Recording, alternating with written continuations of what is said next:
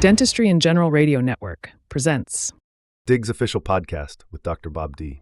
This episode is brought to you by Digapalooza, the premier CE event every November in Chicago. This exclusive event features world-renowned speakers delivering quality bread-and-butter topics that is more than CE. It's a connection to a supportive dental community. For early bird pricing and more details, visit dentistryingeneral.com. In this episode, so dentists are correct when they get the feeling of marketing just feels like I pay money and I get nothing back.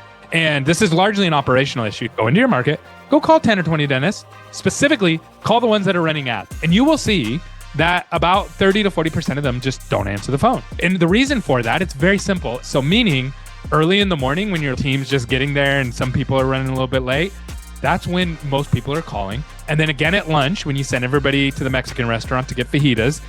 And then in the afternoon, when your team's trying to clock off and trying to get out of the office, this is why there's a demand versus a supply issue of people just not answering the phone. So what we've done is we've reverse engineered all these simple little things, put them into simple trainings, and then we give them back to people. And then if you use them, you will grow. Beyond Ads, How Systems, Staff, and Strategy Can Make or Break Dental Marketing. Dr. Bob D. interviews Gary Bird.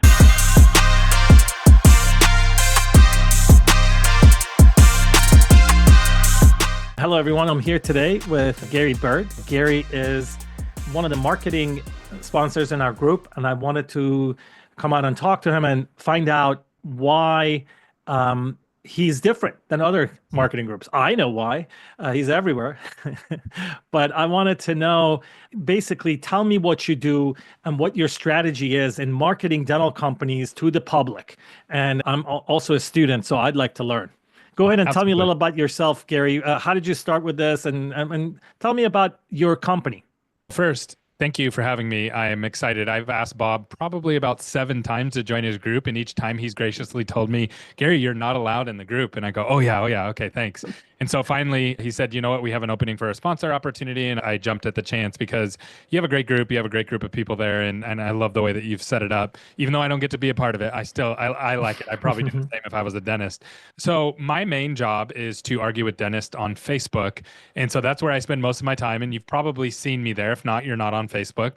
But usually what you'll find is that I'm usually trying to change the way that dentists think. And I love the way dentists think from a clinical standpoint. And when I need to get my teeth fixed or something's going on in my mouth, I know who to go to and I know how they think through the problem. However, that's not usually the best mindset to have when it comes to growing a business. And those two things they clash a lot of the times. And so what my job is to help dentists understand how to actually grow and some of the nuances around growth. And I realize that it's a big hill to climb, I'll say that, because a lot of times dentists have a negative taste about marketing companies from just past experiences, and I get that. So I have to work through some of those preconceived notions, and my job is to educate the market on why we're different and how you have to actually tackle this in a different way. And it's not everything is what it seems when it comes to marketing. Yeah, I always talk about expectations.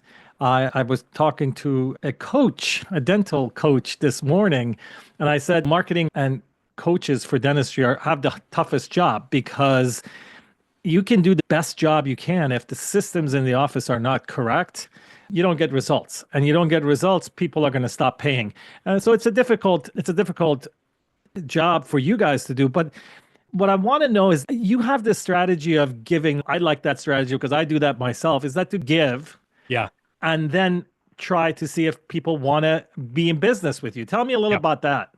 Yeah. So what we did is we reverse engineered our process. So growing in dental is actually very simple. Marketing for dentists. I've marketed before I worked exclusively with dentists. I've worked with just about every kind of business under the sun. I had a pretty good sized agency before we niched down just into dental. And dental is actually one of the easier things to market for. There's a high demand and there's a low supply. So there's people in almost every single market looking for a dentist, and most of the time, dentists don't answer the phone, close to 40% of the time. And then on top of that, they don't know how to convert on the phone. So the average conversion rate for marketing new patients is around 50%. And then from there, you have availability issues. The average time to appointment right now is about 3 weeks in dental. So when you add all those up, you lose close to 100% of your marketing opportunities before they get in the door. So dentists are correct when they get the feeling of marketing just feels like a scam. It feels like I pay money and I get nothing back. you are 100% correct. Actually, you get more than nothing back. You get labor and no profit back because of the way that dental is structured. And this is largely an operational issue. So what we've done is we've reverse engineered that and then give away free resources to help people close those gaps. So if people don't know how to answer the phones, right? They don't realize, I talk about this a lot. It's a lot of people don't believe me, Bob. Like they go, no, not my practice, everybody else, but not mine. No, your practice. If you don't measure it, it's your practice. Go into your market and go. We were just talking about Bob's market in Illinois. Go into your market, go call 10 or 20 dentists at a random time. Right now in Pacific time, it's 12:30. Go call 10 or 20 offices. You will see specifically call the ones that are running ads. So they're spending money on marketing, right? And you will see that about 30 to 40% of them just don't answer the phone. It's crazy. I've done this live on stage.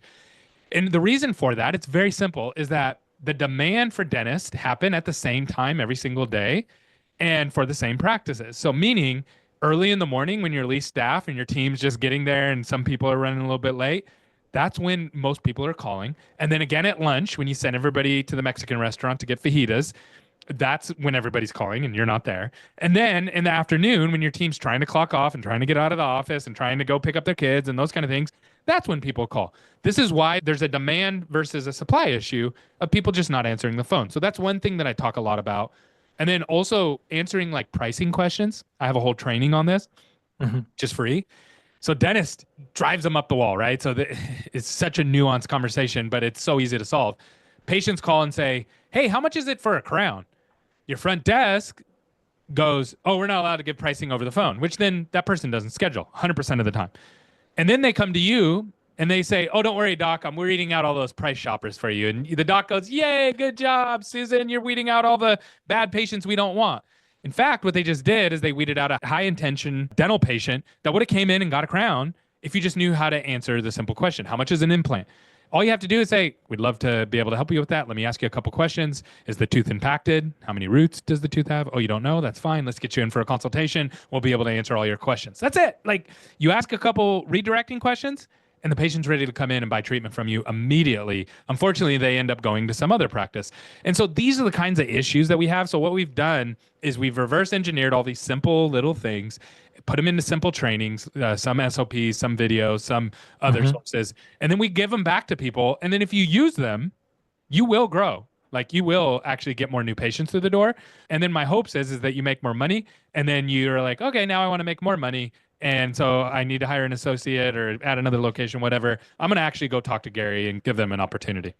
Yeah, it's a great topic of training your staff. And I know I was talking to another marketeer just recently, and we have no issues of spending $100,000 on COIS education and get better at clinical. However, I'm guilty. How much money did I spend training my staff? You know, how many seminars have I sent my front desk to answer phones? Who did I bring in to tell them how to answer phone? It's not their fault. It's my fault. It's the training that is not there. And I used to read some famous philosopher called Gary V telling you that when you yell at your employees, it's not their fault. It's your fault. You didn't train them well. This episode brought to you by DIGRN, the premier CE event every November in Chicago. This exclusive event features world-renowned speakers delivering quality bread and butter topics that is more than CE. It's a connection to a supportive dental community. For early bird pricing and more details, visit dentistryingeneral.com. There's training and then there's accountability, because actually dentists are better than most entrepreneurs because they like training. Dentists are one of the few people out there that are like, see, this is awesome. And dentists are like lifelong learners. And so they will push their team towards a training. However, they're horrible at accountability. And it's usually because they're busy doing dentistry. Imagine that. And so they don't hold their team accountable to the training that they have. So like I'll give you a perfect example. A lot of dentists will add patient financing to their office, but then they never hold their team accountable to actually using it the right way. And so they're like, patient financing doesn't work. No, it works if your team actually uses it, but you did the whole training, you implemented it, you put it into place, and we have patient financing. And I've looked at the numbers. It's okay. You only did $2,000 this month in patient financing. Like that's crazy. I know that you lost a lot of patients out the door. I've seen the numbers. Most of that revolves around, I can't afford $2,000, $3,000 out of my pocket right now. And if you would have just presented patient financing, you would have got that $2,000 or $3,000, and you just didn't hold your team accountable to it. And then the other doctors are like, no, the fees. And it's how much did you lose out of your door just because of those fees, right? Peace. So it's accountability at multiple levels that's really missing. Training's awesome, but it's training plus the accountability. You're making me feel bad now since you're describing me. Um, what I want you to tell me, take a few minutes, tell me your process. I want people listening or watching this video to know I'm ready to sign up with a marketing company. What does Gary do for me? Yeah, so the first thing we're going to do, and I would never do any marketing without this getting done first at any level, is we look at your market. So we take your market and we look at your competition, and then we look at your income levels and your population levels. So that's going to first tell us right there supply, demand, and then also who you're up against. And that tells us a lot right off the bat. From there, we're then going to take your historic new patients over the last year or two, depending on how big or small you are. And then we're going to plot those out and figure out, okay, where are these patients coming from?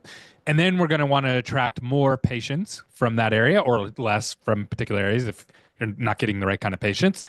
And then we're going to work with your team on tooling to make sure that you can get these patients in.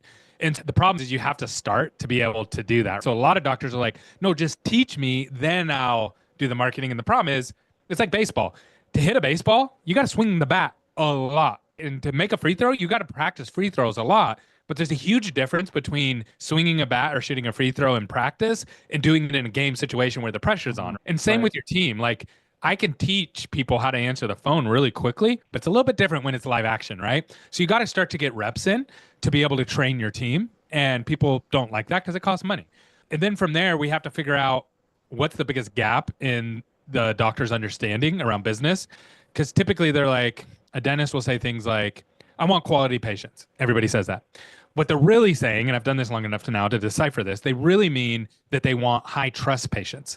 So dentists love patient referrals. If I referred my wife to your practice, you love her because you would be able to, if you didn't answer the phone, she'd call back.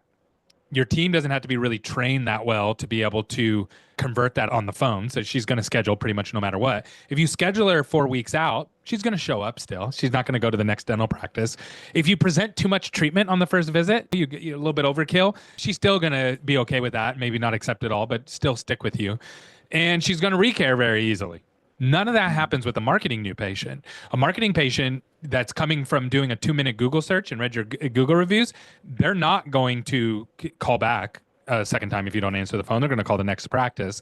They're going to ask hard questions that your team, if they don't know how to answer, they're not going to schedule. They're not going to show up if you put them 4 weeks out. They're going to end up with another dental practice.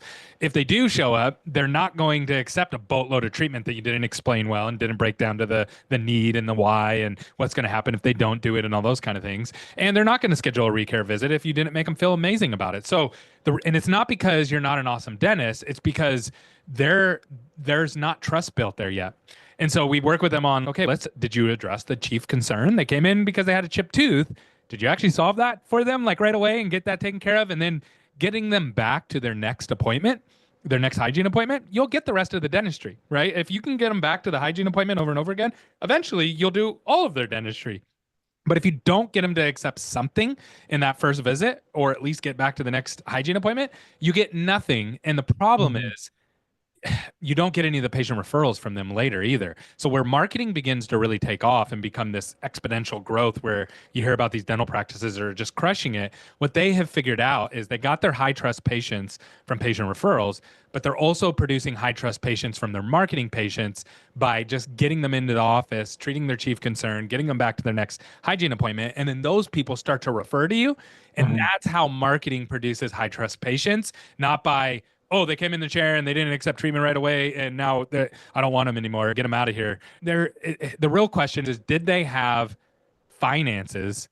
Did they have the finances to afford the treatment that you had, which starts at targeting?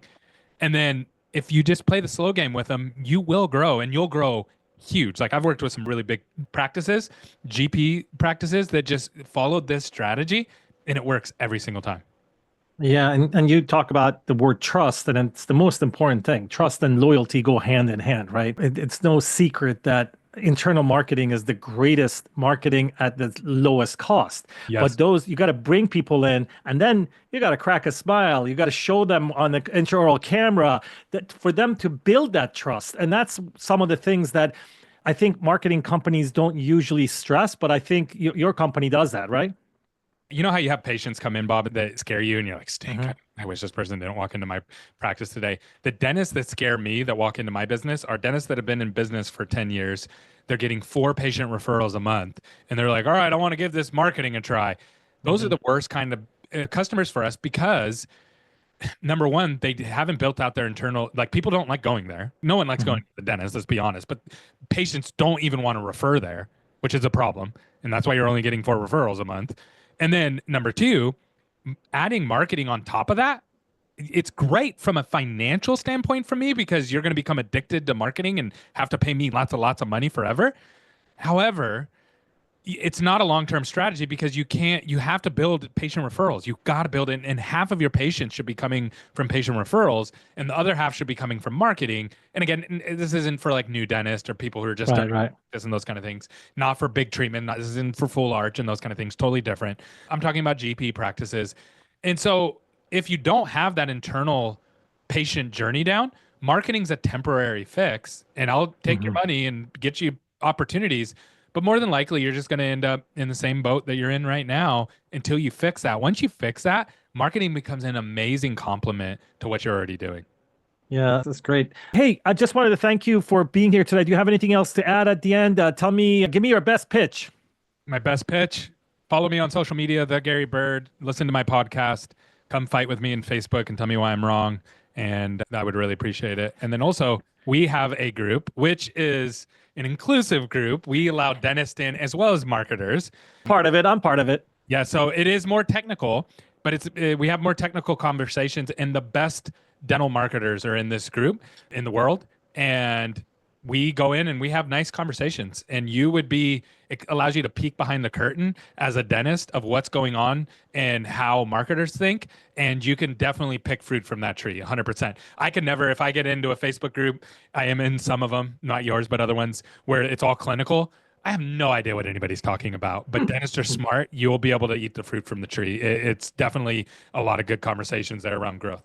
Yeah, and I have to tell you guys, Gary is in a lot of places. He's genuine, but he does give a lot of information for free, specifically on your YouTube channel, and you can learn a lot. And you also teach a class. I do so much stuff. I take everything that I've ever learned and I put it out there for free as much as possible. So if you follow me on social media, there is free stuff there. Every once in a while, I charge for like an event, or there's a course that like costs so much money to make that I have to charge a couple of dollars for it, or have to pay somebody to be involved with it. Like we have some like smile makeover courses that a doctor taught, because there's a lot of clinical and those kind of things involved with it. So those are like $99, but I try to keep everything for free because you know what? Dentists are the patients that they hate.